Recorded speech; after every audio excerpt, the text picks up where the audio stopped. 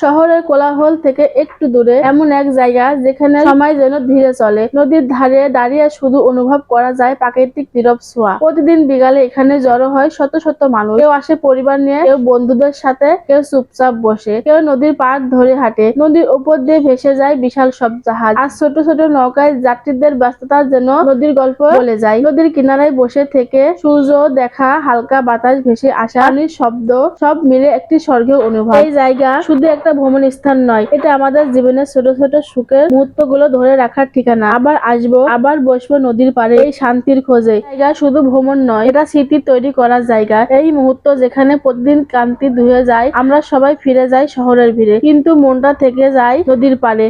এই শান্তির টানে আবারও ফিরে আসবো।